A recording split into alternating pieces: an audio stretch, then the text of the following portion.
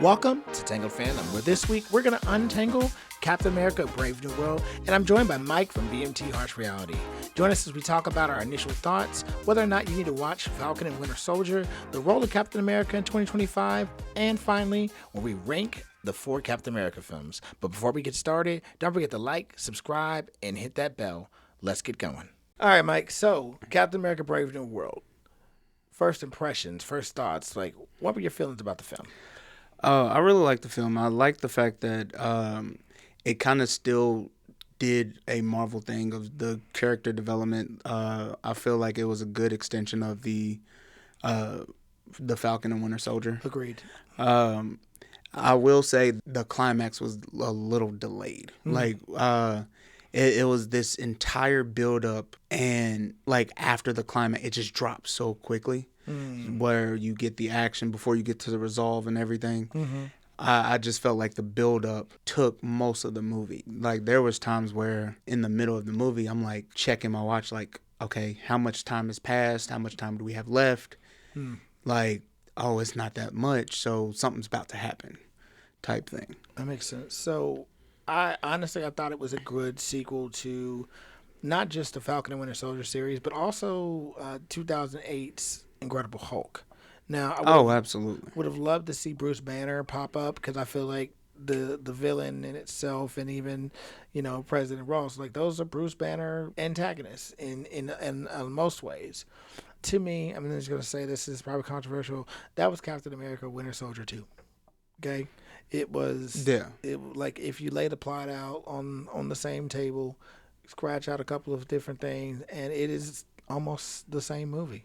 Right. So when I finally picked up on it, I realized this is honestly why I enjoyed it. It's not really a bad thing that it's a sequel to me, Winter Soldier. Yeah, because you ranked Winter Soldier as like one of your top. Captain movies. America Winter Soldier is my favorite Captain America movie, but also my favorite like MCU movie as well, and that's over Endgame and Infinity War. But it's because, and I said this on the BMT Harsh Reality episode, I can't remember exactly which one it was, but we'll drop a link to that in the description. But it passes what I consider to be the James Bond test. And if you were to take a lot of like the magic and some of the super science out of these films and put James Bond or some other super spy there, does the movie still work? Yeah, it does. It works as a thriller. And I would say the same thing for Captain America Brave New World. If you take, if Sam really is just is a regular dude who has really good technology. So you throw James Bond in there, maybe make him less of a acrobat. You still have a villain who has a vendetta against somebody. You could have turned President Ross into M.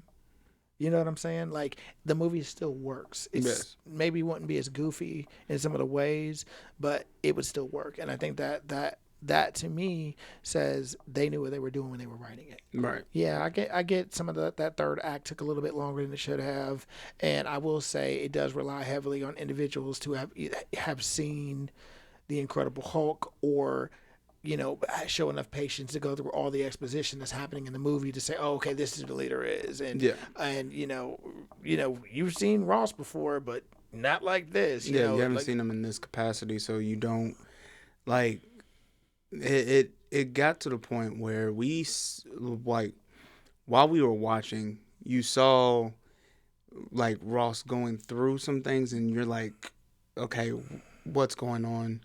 And then, like, towards the end, during that build-up, it's like, oh, he took that Hulk, like, he took that gamma ray shot, and, okay, now he's starting to turn, so he's trying to suppress his anger, and then it's like, oh, and he's red. This is Red Hulk! Like, you get that excitement, and I like, to me, it was just a little later than I expected. Yeah, and I think, and I would say you weren't huge into comic books, so there wasn't like an obvious thing that was happening. But for someone like me who has followed all the different Marvel series and read the comic books and knew that Ross was Red Hulk, when they introduced him, obviously he was back in the Incredible Hulk, but when he came into Infinity War and with the Civil War. and with the Accords and all that stuff popped up, I was like, oh, I know what's gonna happen, And Uh, shout out to the late William Hurt. He delivered it, but I feel like Harrison Ford picked up that mantle and did a fantastic job. right. And fun fact for some of y'all, that wasn't Harrison Ford's first time playing the president in a role. So, because he was also in Air Force One. But, I digress. So, you talked about the Falcon and Winter Soldier. Do you feel like that this movie needed that series to flesh out Sam becoming Captain America, or do you think people would have just accepted Sam as Captain America in this movie?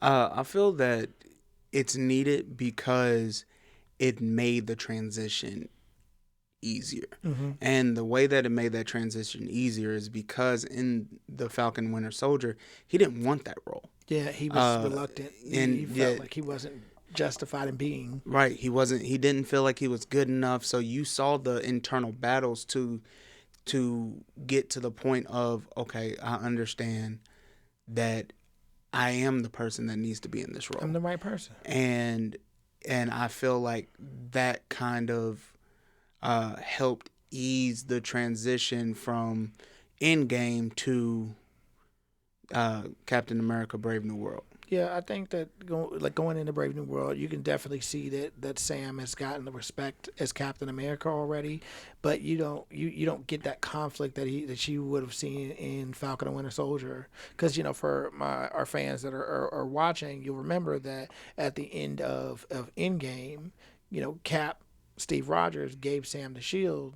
And Sam's just like, oh, I don't know if that should be me. So when you get to Falcon and Winter Soldier, you really get to see that played out.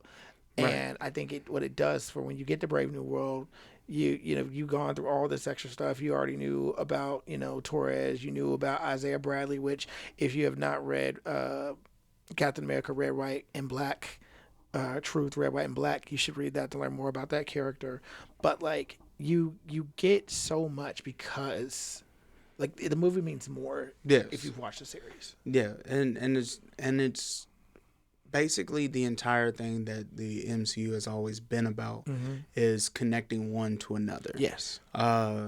Even like with Loki being directly after Endgame. Yeah. And then showing how that transpires, and then that's when you get the like the timeline to lead into the timeline films. Yeah.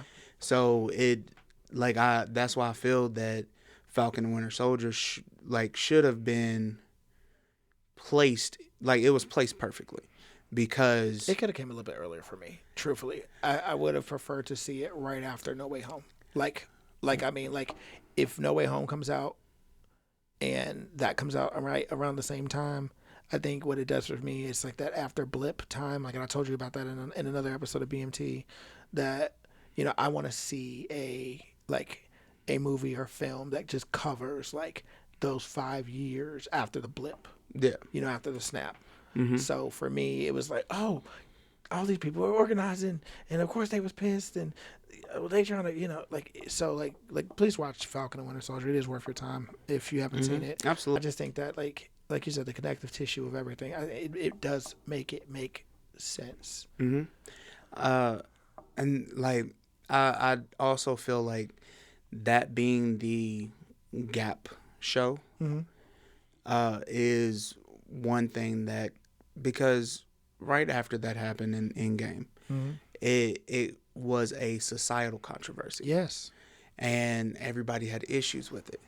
So I feel like the show addressed those issues to just be like, we know you have a problem with it. He also has a problem with it.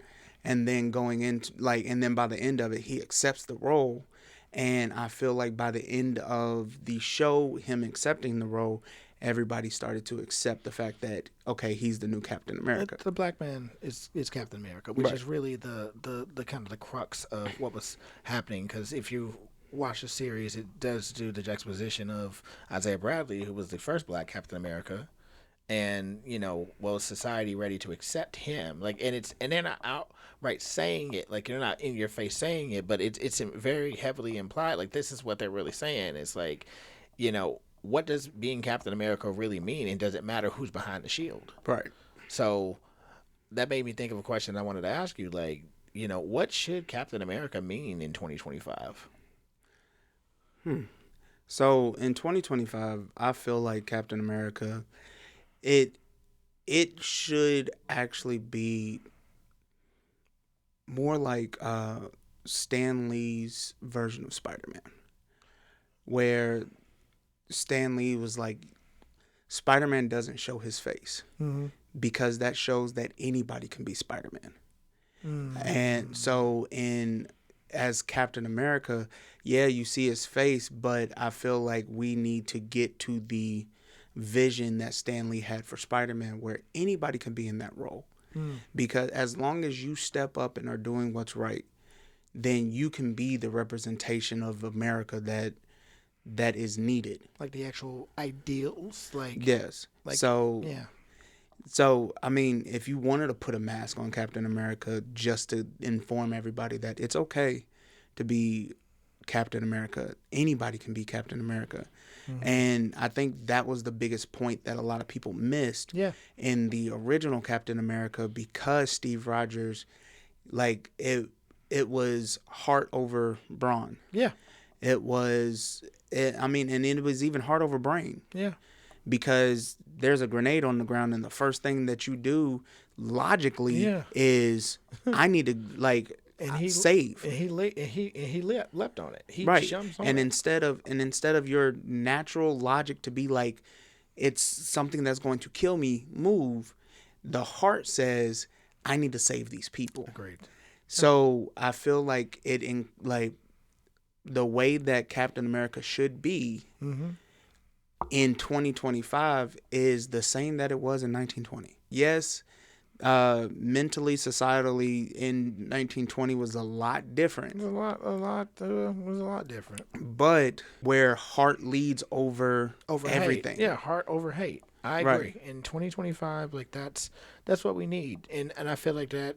Marvel making a decision to make Sam Wilson Captain America in the comic books. Like, yeah, it came with controversy at the time, but I think that's to your point. I think that is the point, like that anybody could be Captain America, not just it could be your friend, it could be your family member, it could be anybody, as long as you are representing those ideas of freedom and fighting for the little guy, right, or fighting for society. And I feel like with Sam has also become, the way that they have written him and characterized him, he's been a voice of the times. And I think that Captain America should also be a voice for the times against, fighting against all evils of the world. We're getting closer to the end of this episode, but I cannot miss up this opportunity, miss this opportunity to rank the Captain America films. We got 4 now.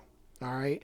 So let me hear, starting with worst to best, your ranking for the Captain America films. All right. 4. There you go. The first one. Okay. All right. Okay. All right. I'll give you that. So 3. Brave New World. Okay. And it's just like, I like the story of the other 2, Civil War and Winter Soldier. Okay. I agree that Winter Soldier is up there, but personal liking, I will say Winter Soldier 2, Civil War 1. Okay. Civil War was such a good movie that you thought it was the Avengers. Well, because it was an Avengers movie. Exactly. It was an Avengers movie the same way that Brave New World was a Hulk movie. Okay. Yes. Okay. So I feel you on that. Well, so for mine order, 4 would definitely be Captain America. I think it was a great movie. It did what it was supposed to do. Like, I think I will say this: the Captain America 4 movie, I think, is the best 4 movies in the MCU. Like, as far as around a singular character. Like a single character or mantle. So my 4, same as yours. My 3, I'm gonna have to go with Brave New World, only because there were some holes. I think it requires you to watch other things to be able to fully appreciate it. Okay. Whereas the other 2, I don't really think that you needed to so much. No, I mean, listen, Civil War. You did need the first act of Civil War. Remember, was the explosion that happened with Crossbones, if I'm not mistaken. Right? Am I tripping? No, Yes. Civil Yes. War. Civil War was at the UN. Yeah, at the UN, and that's when and then the fake Bucky and all that. What I'm saying is, all that happens at the beginning of the movie. There is some sort of inciting incident that happens that pushes that forward. That says, "Oh, okay, the superheroes have been out of check, and the superhero didn't just save these people, and the Captain America's friend just hurt Black Panther's daddy." Yeah, but you also needed Winter Soldier for that. And that's why it's number one, because it moved a lot of plot forward. I mean, a whole lot, and it pulled in Agents of Shield. It pulled in a lot of different sources to kind of move forward. Yeah. I think that Civil War moved us closer to Infinity War, right? So I feel like it moved absolutely. it moved the plot forward in a way that was needed. So that concludes this episode. Thank you for joining us on this journey. Please remember to like, subscribe, and share which Captain America is your favorite film. And until next time, keep embracing the fandoms you love, and we'll see you real soon.